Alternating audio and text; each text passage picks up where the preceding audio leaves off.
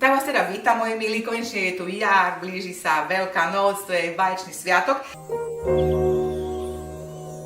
A dostala som od vás dosť takých poznámok, že nech urobím niečo na Veľkú noc. No tak dobre, tak urobím na Veľkú noc niečo také iné. Nie je to veľmi typické, ale je to podľa mňa geniálne. Vaječný šalát s reďkovkou. Dajte si uvariť 10 vajec na tvrdo. Hej, na tvrdo. A nechajte ich vychladiť. Pokým sa to chladne, tak si urobíme, najprv si musím urobiť majonézu. Môžete kúpiť majonézu, ale viete, že ja to veľmi rada nemám. Fakt, že neznášam. Majonéza je o chvíľočku hotová, takže z 2 vajec majonézu, dobre? Dala som 2 žltka, pridávame po kvapkách olej, ja mám takú komfortnú fľašu, čiže nemusím to sa stresovať, musíte po kvapkách, lebo inak sa vám to pokazí. A už to hustne, už sa to deje, pozrite, to je fakt pár sekúnd a máte domácu majonézu, viete, čo ste tam dali, žiadne ečka, čisté bio, eko, fantázia. Krása. Do majonézy dáme jogurt.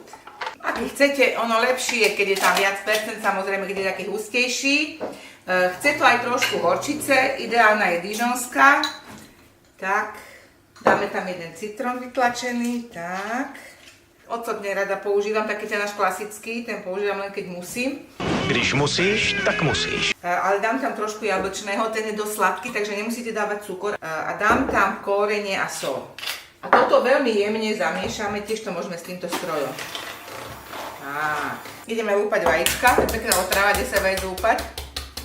Dobre, tak vajíčka sú ošupané, nakrájte si ich na kocky, aké chcete.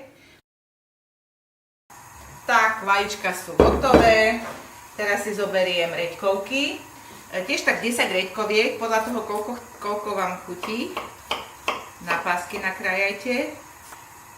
To je taká veľmi jarná zelenina a podľa mňa sa jej málo venujeme, ja si myslím, že reďkovky by sa mali jesť viacej, sú veľmi zdravé. Reďkovečky dáme do misy. A môžete tam dať buď nejakú jemnú šalotku, ale keďže sme na jar a ide Veľká noc, tak som si povedala, že tam dáme normálne jarné cibulečky. Pozrite sa na ne. Toto je šalát plný jary. A teraz opatrne zamiešať. Tak. Ono sa to aj tak trošku uvoľní. A dáme tam tú našu skvelú majonézu. 2 veľké lyžice úplne stačia. Ozdobíme reďkovkou a máte krásny šalát. Aj pre šibačov. Takáto rozkošná malá porcia. Tu peknou červenou reďkovkou ozdobíme.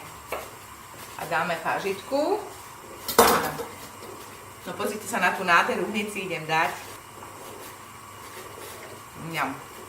Chrumklavý polsky.